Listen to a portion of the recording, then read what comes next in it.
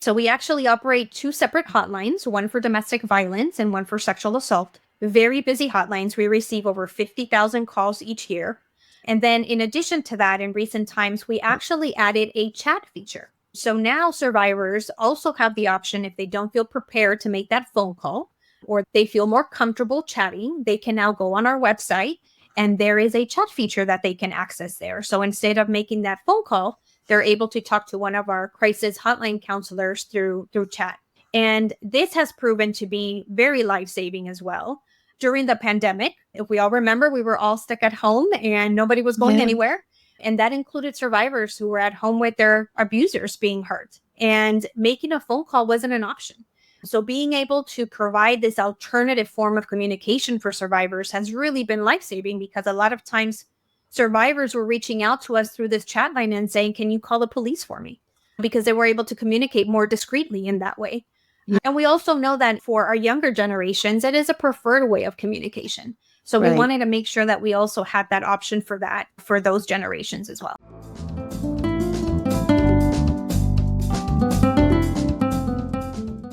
Thank you for joining us for another episode of Spotlight Houston, where we bring you the best people, places, and events in Greater Houston. This week, we're talking about the incredible work being done to support survivors of domestic abuse, sexual assault, and sex trafficking. Our guest is Celinda Guerra, Director of Hotline and Crisis Intervention at the Houston Area Women's Center, also known as HAWC. Celinda shares how HAWC provides life-saving support from emergency housing and counseling to legal advocacy, childcare, job training, and a 24/7 crisis hotline. She also gives us a sneak peek at One Safe Place, HAWC's brand new facility that's tripling their ability to care for survivors. Plus, we'll tell you how to support their mission by attending the upcoming Believe Luncheon on April 23rd, 2025. This is episode 133, with an original air date of Monday, April 14th, 2025. Spotlight Houston is brought to you by Story Zone Media.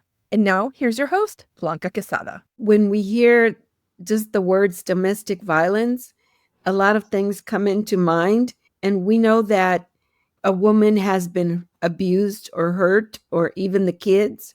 And a lot of these women suffer in silence, probably because they feel scared, helpless, and maybe have nowhere to go to. So today I've invited Celinda Guerra. She is the Director of Hotline and Crisis Intervention for the Houston Area Women's Center, because honestly, I've been astonished at the number of women that have experienced domestic violence. And I can't even imagine what the kids go through if they have kids. But I do know that your center, the Houston Area Women's Center, is the best place where people can go. And you provide lots of help and assistance to women or have been for a very long time.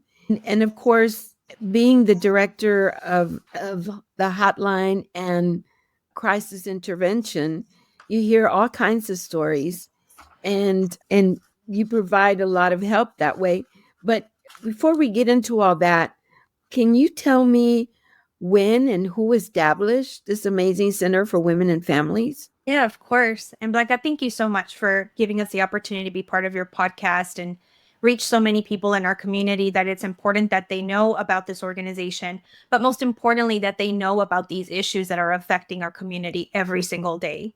We are fortunate enough to be part of this organization that's done incredible work for over 48 years. The organization was established in 1977 with a few volunteers, with some borrowed phones. They started a hotline and started seeing the need for our community. Women who in our community were speaking up and talking about the violence that they were experiencing in their homes, the sexual abuse that they were experiencing.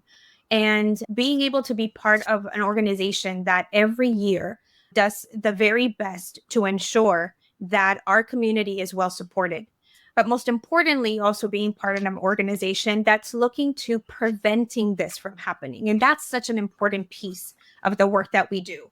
Of course, we are readily available 24 hours a day, 7 days a week for anyone out there who unfortunately might have experienced domestic violence, might experience a sexual abuse. And whether it was a few hours ago or 2 decades ago, we know that this has a huge impact on survivors.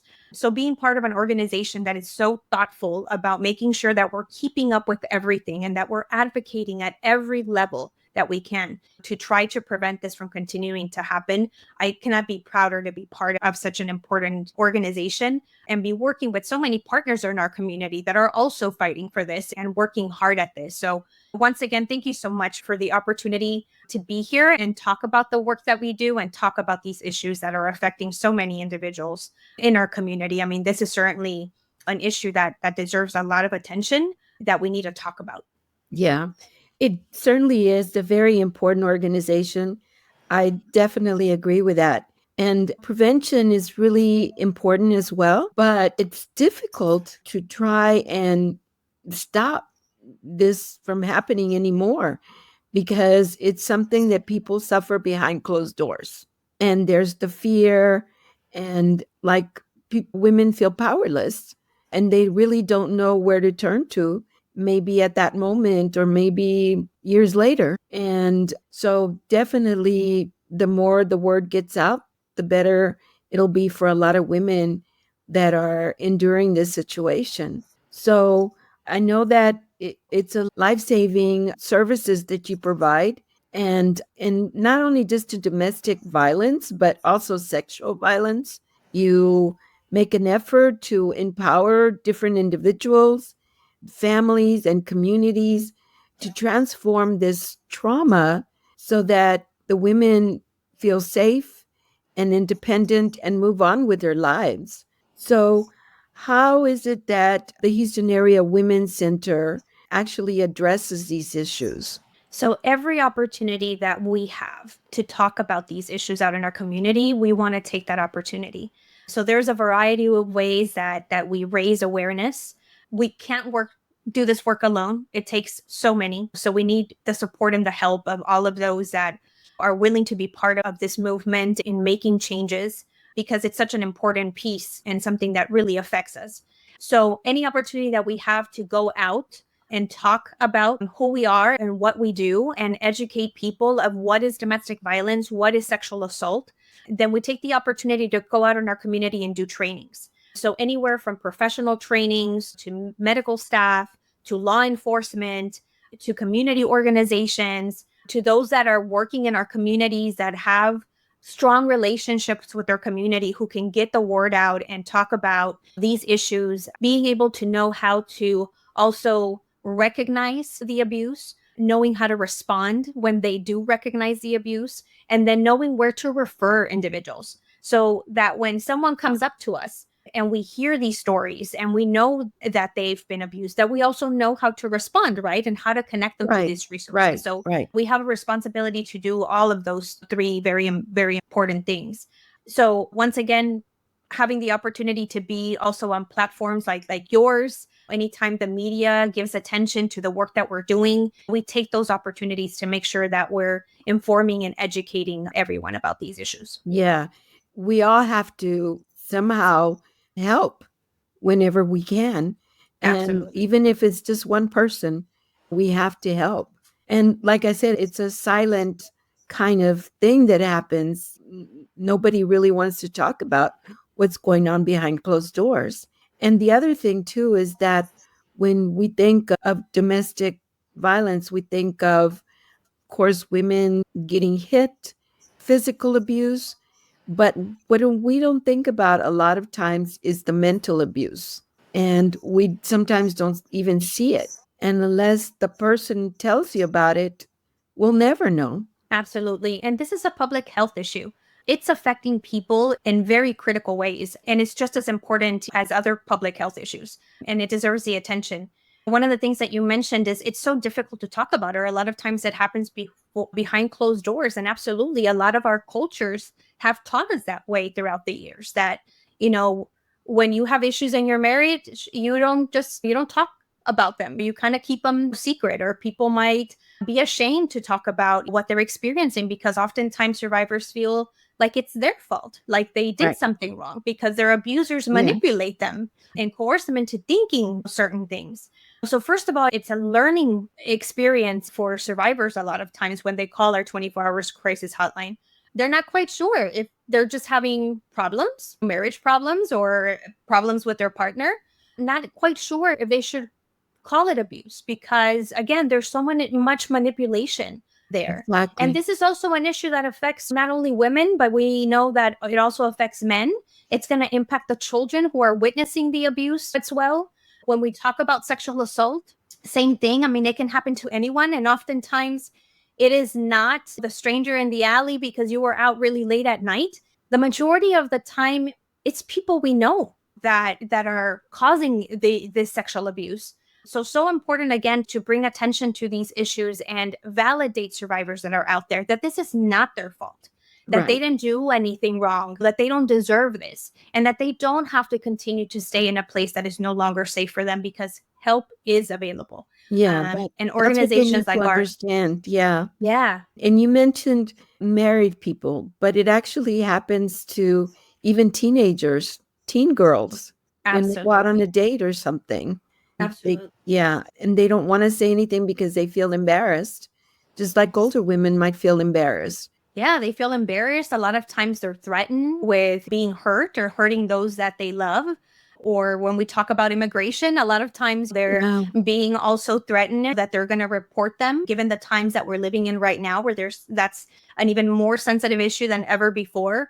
People are afraid to come forward because there's so many things to think about. So oftentimes we can be quick to judge someone for staying in an abusive relationship. Right. But there are so many valid reasons why someone might stay. And we understand that. And we're not here to judge anyone. We're not here to tell anyone what to do.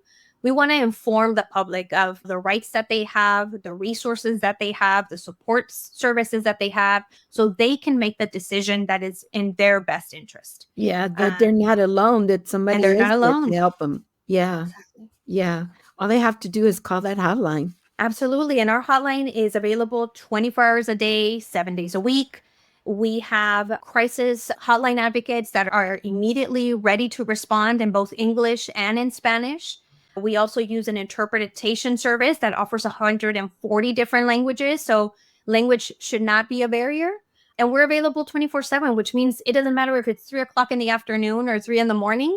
We are here to support them and listen and hopefully be able to give them options. Do you have a shelter where some of these women can go to just in case they can't call but need to go somewhere? Yeah, absolutely. So we do have an emergency housing facility. As a matter of fact, we are so proud and so excited that within the next few weeks, we are going to open officially our doors to our new center. So currently at our... I'm sorry for interrupting, but it looks like it's going to be beautiful. It is beautiful. It is beautiful. And we couldn't have done it alone without the support of our city, of our county, of the community. And it's one of the biggest things about this center is that we have tripled our capacity. So we're going from 120 beds to 360 beds. Some that have been designated for emergency housing, some that have been designated for transitional housing. It is a beautiful facility, and most importantly, a very safe and secure facility.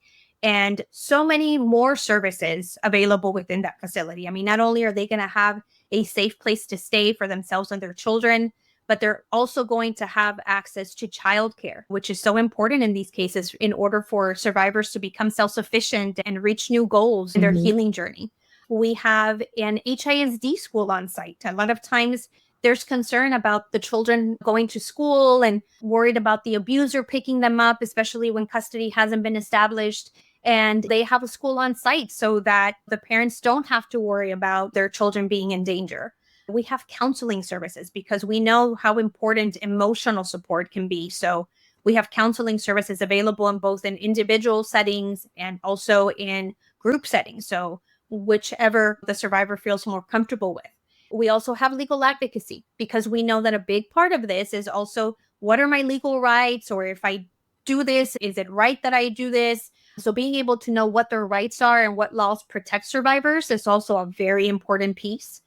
And then there's also economic empowerment because we know how difficult it is. A lot of times survivors stay in a relationship because they're so concerned about how they're going to feed their children. Will they be able to provide them a roof over their head? So through their economic empowerment program, they prepare them and guide them in reaching that self-sufficiency. So it's a very complete program. The idea is not to just provide support services in an instant, in the emergency. It's also about looking at the future and moving forward and ensuring that they have all the support services that they need. What about health services and mental health services? Yeah, so with the mental health services through our behavioral health program, we're able to provide all of those services, as well as we partner with a lot of also medical facilities that are able to ensure that if anyone is needing also physical medical care, that they're making those connections as well. And how long are they able to stay in that shelter? So we typically start off with a 30-day stay, but at 30 days, we evaluate their case to figure out where they are and what we need to do to move forward. So there's not necessarily a general time frame. Every time frame is going to look different based on each individual situation. Do you find that a lot of times some of these women go back to be with their abuser? It can be. A lot of times in these cases, we see that it takes 8 to 10 times before someone officially leaves an abusive relationship. And there are a lot of very valid reasons for that. Again, making that decision, first of all, is very difficult. A lot of times in these cases, women are threatened in many ways. A lot of times they are worried about the lifestyle that they'll be able to give their children. There's a lot of valid reasons. So yeah, it takes 8 to 10 times, and we will be available every single time that they need the help. Yeah, they fear for their lives. Absolutely. And the kids' lives too, if they have kids. Right. And one of the great things that we do as part of this crisis response program is when someone calls our hotline and shares their story, which, by the way, is completely confidential, and all of the services that we offer, of course, are free of charge. They can contact us, and we can also evaluate for their safety. Our staff is trained in being able to conduct what we call lethality or danger assessments to help us identify the risk level that they're in so that we can then respond with a more specific and tailored safety plan for their individual situation. So just by making that phone call, we can put things into perspective for them so that they better understand their situation and know how to stay safe and know how to respond in case of an emergency. Yeah. And I'm sure they come in very traumatized. So how do you help with that? Oh my goodness, Blanca. I mean, even when we first take that phone call, the experiences that they are sharing are so traumatic. They've been through so much. So, of course, we are immediately able to provide that crisis intervention, that emotional support, getting them settled. And then, like I mentioned, getting them connected to our behavioral health program where they'll be able to receive all those additional support services. This happens every day. And Every day. I know you have statistics. And like I said, I'm astonished just how many women daily have to, well, not necessarily have to, but are in this situation. Absolutely. It's 1 in 3 women, 1 in 4 men that unfortunately are experiencing domestic violence. That is a lot. In addition to that, when we talk about sexual assault, which we are in April, which is Sexual Assault Awareness Month, and we certainly want to be able to give attention to this as well, is that every 68 seconds in the United States, someone is sexually assaulted.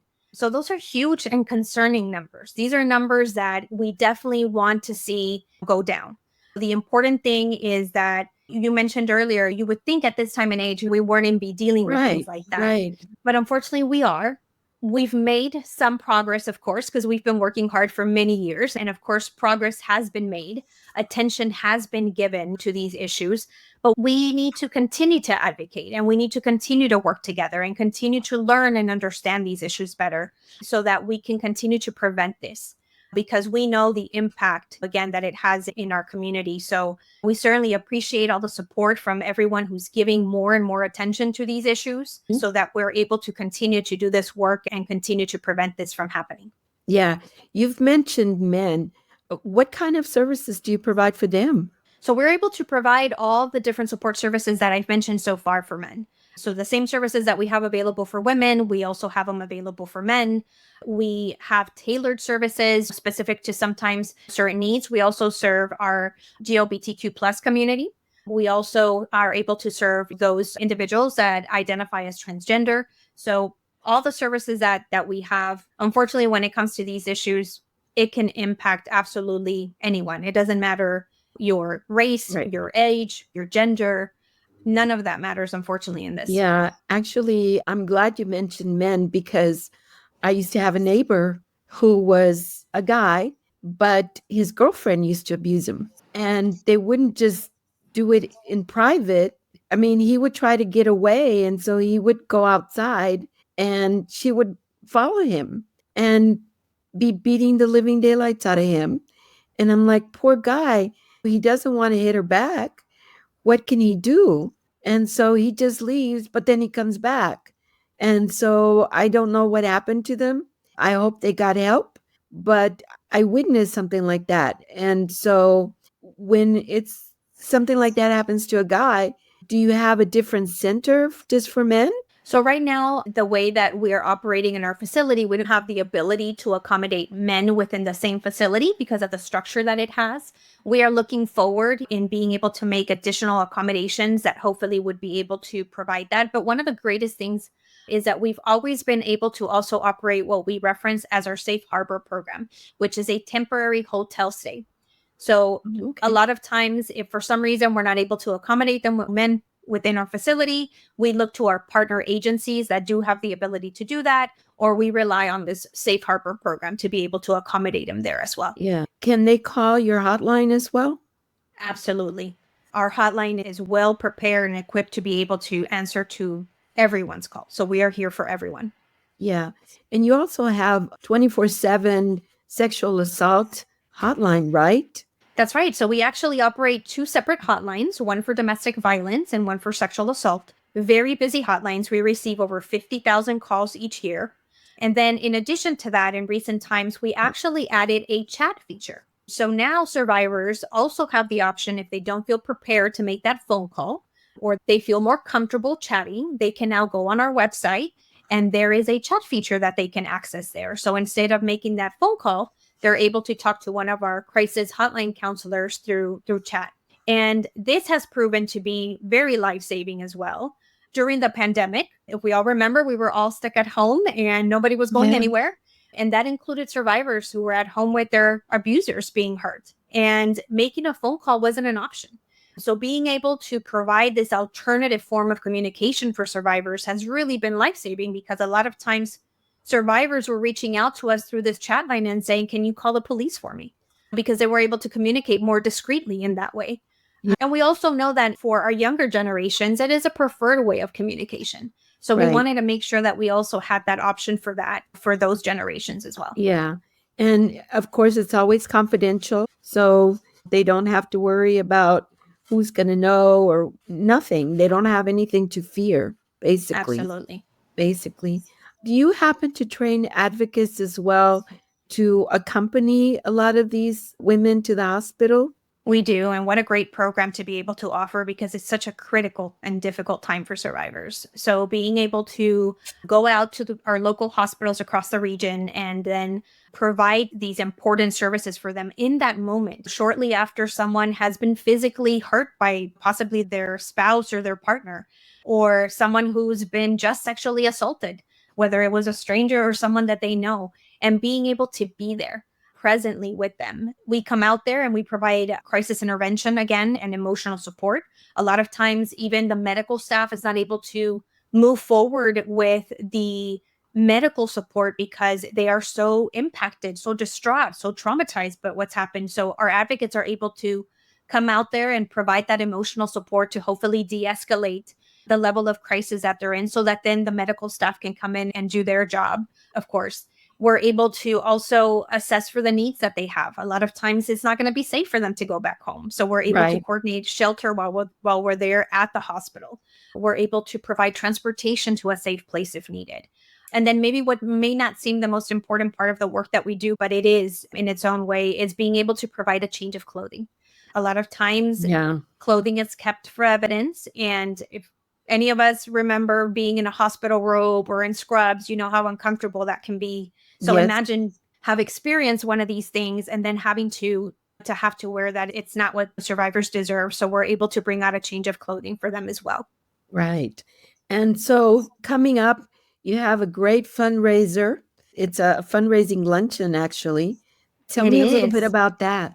So we are always so excited about this luncheon. It's an opportunity for us to come together with a lot of our supporters. It's an opportunity for others in our community who want to learn more about an organization to learn about it and also support us at the same time. This is going to take place pretty soon. It's right around the corner. It's going to be on Wednesday, April the 23rd. There are still tickets available. Anyone can look on our website at www.hawc.org to get more information and register. And we are so excited. This lunch is, again, not only an opportunity for us to come together for an important cause and to give to this important cause, but also, like I mentioned, learn about it. And this year, we're going to have the opportunity to have our Harris County District Attorney to join us, Sean Tier. So he will be our guest speaker to be able to continue to talk about how we can work together in partnership to better support and seek justice for survivors. So it's going to be a great talk. Really looking forward to it. Yeah, and this fundraiser at luncheon is happening at the Marquee downtown, right? It is. It's actually happening, yes, at the Marquee downtown, the Marriott Marquee. And I think that you also have a lot of community events coming up, which I think are going to be great. But people can go online and find out everything that you've got coming up. That's right. They can go on our website, once again, www.hawc.org. They will find all the information about these events, again, that we have an opportunity to host this April for Sexual Assault Awareness Month. And to find out just more in detail who we are and what we do, it's a great website, very well put together. And once again, if anybody were to come across someone that is needing support services, knowing that they can reach our hotlines and also our chat services as well. Yeah, and they're 24/7, so you don't have to worry about how long you have to wait for somebody to answer. Exactly. And again, we're a busy hotline, but we're trying to get to every call as quickly as possible. And most importantly, I always like to mention that, once again, it doesn't matter what time of the day it is. It doesn't matter if someone can't sleep in the middle of the night and just wants to talk to someone. We are here to support them in any way that we can. What is the phone number for the hotlines, like for the sexual assault and other hotlines that you have? Yeah, so our sexual assault hotline can be reached at 713-528-7273. And our domestic violence hotline can be reached at 713-528-2121. And where are you located, just in case they can't call you, but they want to go knock on your door? Yeah, so we are located near the NRG area. One of the things that we have the opportunity now is to really have presence to the public. Of course, the best way to access our services is always through our hotline. It is the gateway of our organization. That's how we can get connected.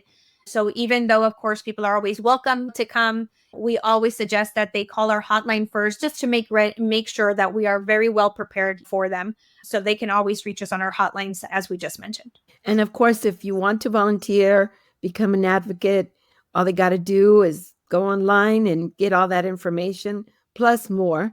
So, Celinda, thank you so much for joining me today and for informing women and families that there is a place that provides help if they're experiencing any type of abuse.